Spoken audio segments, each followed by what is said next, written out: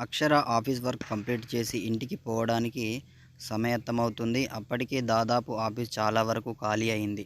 Time చూసి అబ్బో చాలా లేట్ అయింది అనుకుని సీట్లోంచి లేవబోయింది. పక్క క్యాబిన్లోంచి చిన్నగా మాటలు వినిపిస్తున్నాయి. అది కూడా ఆఫీస్లో ఎవరూ లేకపోవడంతో వినిపిస్తుంది. ఏంటి లక్కీ, విక్రాంత్ సార్ని పూర్తిగా పడేసినట్టేనా? 50% పడేసింది. ఇంకో 50% ఉంది. అది కూడా పడేస్తుంది. దానికి పెద్ద టైం పట్టదే అని అంటుంది అక్షర. విక్రాంత్ సార్ని పడేసింది అంటే అది పెద్ద హరాడనే బాబు, మామూలు టాలెంట్ కాదు. అక్షర అంతా వింటూ అక్కడే కూలబడింది. అక్షరకి విక్రాంత్కి పెళ్లి జరిగి దగ్గర రెండు సంవత్సరాలు అవుతుంది. అక్షరకు పెళ్లికి ముందు చాలా గోల్స్ ఉండేవి. ఫాదర్ హెల్త్ బాగా లేకపోయేసరికి పెళ్లికి ఒప్పుకుంది. అందులో విక్రాంత్ వాళ్ళు అక్షర వాళ్ళకన్నా అన్నింటిలో ఎక్కువే. ఓన్ బిజినెస్ కూడా ఉంది. తెలివైన వాడు, అందగాడు. అక్షర ఫ్యామిలీ గురించి అంతా తెలిసి కూడా పెళ్ళికి ఒప్పుకున్నాడు విక్రాంత్. అయితే విక్రాంత్ పెళ్ళికి ముందే కండిషన్స్ పెట్టింది. జాబ్ చేస్తాను లేదా అతని కంపెనీలో వర్క్ చేస్తా అని దానికి ఒప్పుకున్నాడు. పెళ్లి జరిగాక కూడా తన గోల్ రీచ్ అయ్యే వరకు దూరంగా ఉంటానని ఫ్రెండ్స్లా ఉందామని చెప్పినా కూడా విక్రాంత్ ఒప్పుకొని తనకి దగ్గరుండి బిజినెస్ వర్క్ నేర్పించాడు. దానికి తగ్గట్టు అక్షర కూడా కంపెనీ ఇంప్రూవ్మెంట్ చాలా కష్టపడింది. ఎప్పుడు దాని గురించి ఆమె ఆలోచన. ఒకదాని తర్వాత ఒక ప్రాజెక్టు చేసేవారికి వాళ్ళు ఇద్దరు భార్యాభర్తలని మర్చిపోయారు. బిజినెస్ పార్ట్నర్స్గా మారిపోయారు. ఇద్దరి మధ్య ఎప్పుడు అదే డిస్కషన్. అక్షరకు ఎంప్లాయీస్ ఉన్న మాటలే గుర్తుకు వస్తున్నాయి. విక్రాంత్ని చెడామడా తిట్టాలి అన్నట్టుగా ఉంది తనకి. అయితే విక్రాంత్కు తను కూడా చూస్తూనే ఉంది. ఈ మధ్య లక్కీతో క్లోజ్గా ఉండటం. లక్కీ అదే కంపెనీలో ఎంప్లాయీ, అందమైన అమ్మాయి. ఆమె తన చూపుతో, మాటలతో ఎలాంటి అబ్బాయినైనా పడేస్తుంది. విక్రాంత్తో క్లోజ్గా ఉండడం, ఫోన్లో చాటింగ్ వరకు వెళ్ళిపోయింది వ్యవహారం. విక్రాంత్ నన్ను మోసం చేస్తావా, అవసరం కోసం వేరే అమ్మాయి కాంట్రాక్ట్ అవుతావా అని ఊగిపోతున్న అక్షరాకి వాళ్ళ మాటలు మళ్ళీ గుర్తుకు వచ్చాయి. బయటకు వచ్చి కార్ స్టార్ట్ చేసింది.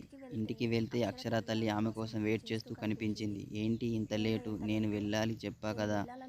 విసురుగా హ్యాండ్ బ్యాగ్ సోఫా మీద పడేసింది. అక్షర ఏమైంది? అల్లుడు గారు ఏమైనా అన్నారా అని తన పక్కన సోఫాలో కూర్చుంది.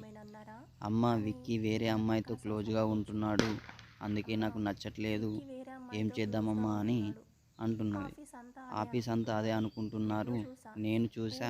ఊరికే అమ్మాయిని చూడడం, స్మైల్ చేయడం. అవునా? ఎందుకు అలా? అదే విక్కీని అడుగుతా. అసలు విడాకులు తీసుకుంటావా? నన్నే మోసం చేస్తాడా అని అడగాలనుకుంటున్నాను అని అంటది. ఆగు ఆగు, ఏం మోసం చేశాడు అని అంత పెద్ద మాటలు మాట్లాడుతున్నావు? ఏం చేశాడా? నైట్ 1 గంట వరకు చాట్ చేస్తున్నాడు దానితో. ఆఫీసులో దాని వైపే చూస్తూ ఉంటాడు, ఫోన్లో మాట్లాడుతున్నాడు.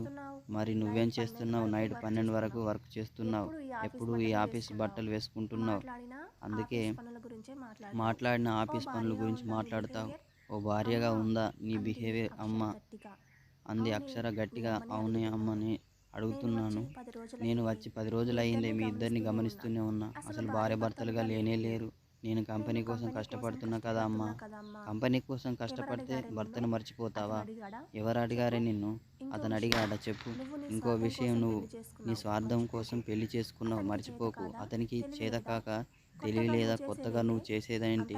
అంతగా కావాలి అంటే సాలరీ పడేస్తే నీలాంటి వాళ్ళు నలుగురు జాబ్కి వచ్చి నీకంటే ఎక్కువ పని చేస్తారు. కానీ భార్యగా నువ్వు మాత్రమే చేసే పనులు కొన్ని ఉంటాయి.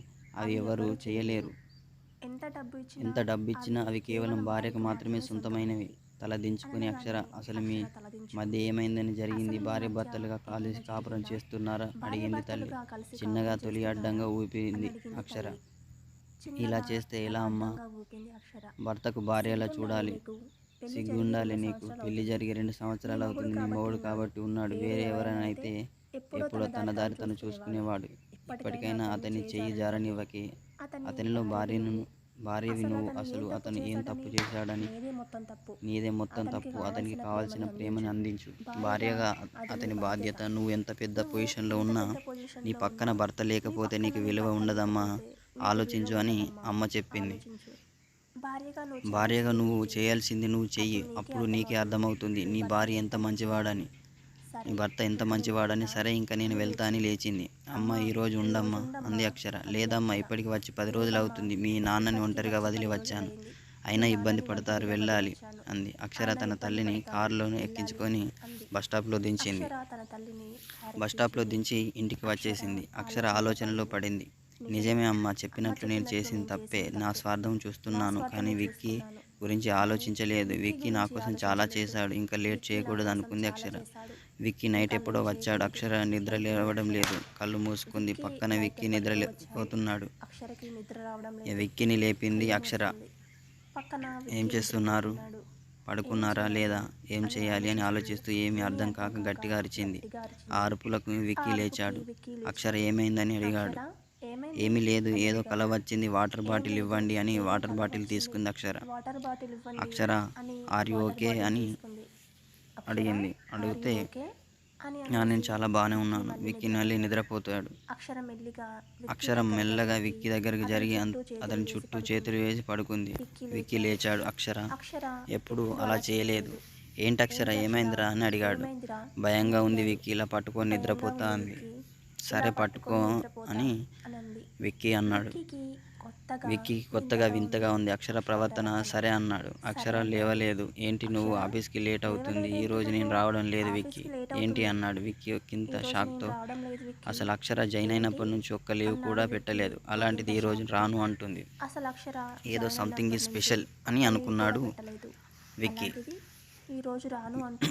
విక్కీ తర్వాత అక్షర దగ్గరికి వెళ్ళి ఏమైంది, ఫీవరా అని అడిగాడు విక్కీ. అవును విక్కీ వీలో ఫీవర్ అంది. హాస్పిటల్కి వెళ్దాంలే, వద్దు తగ్గుతుందిలే అన్న. ఇంట్లో ఉంటే ఎలా తగ్గుతుంది, డాక్టర్కి కాల్ చేస్తా అని ఫోన్ తీయబోయాడు విక్కీ. లేదు విక్కీ, జ్వరం వచ్చింది కానీ దానికి కాదు, జ్వరం వచ్చింది. విక్కీ చేయి పట్టి ఆపింది. తను ఎప్పుడూ అంత చొరవగా పట్టుకున్నది లేదు. ఆమె వైపు చూశాడు. వద్దు అన్నానుగా, రాకూర్చో. ఆమె చూపులో కొత్తదనం, మాటలో చిలిపితనం. ఆమె కళ్ళు అలా ఎప్పుడు అతన్ని చూడలేదు. విక్కీకి అక్షర కూర్చో అంటుంటే అని చేయి పట్టి కూర్చోపెట్టింది. అసలే అక్షర అని చూస్తున్నాడు. కనీసం టాబ్లెట్ అయినా వేసుకో. వద్దు అంది అక్షర. ఏం, ఇది టాబ్లెట్తో తగ్గే జ్వరం కాదు, నువ్వు పక్కనుంటే అదే తగ్గుతుంది అంది అక్షర. మనకు పెళ్ళయి 2 సంవత్సరాలు అవుతుంది కదా, ఏ రోజైనా ఇలాగ కూర్చున్నావా అని అంది. ఆ మాట వినగానే మైమరిచిపోయి చూశాడు. నిజమా అని నమ్మలేక తనని తాను గిల్లి చూసుకున్నాడు. నువ్వు అని ఒరవగా చూస్తూ ఉంది. అక్షర లేట్ అవుతుంది, సో నేను వెళ్తా, రెస్ట్ తీసుకో అన్నాడు విక్కీ. నువ్వు ఉండు అంది గారంగా అక్షర. ఏంటి నేను ఉండాలా, మరి ఆఫీస్ వర్క్ ఎలా అన్నాడు విక్కీ. లేదు విక్కీ, ఈరోజు ఆఫీస్కి వెళ్ళకు, ఉండు, నాతోనే ఉండు అని అక్షర అనసాగింది.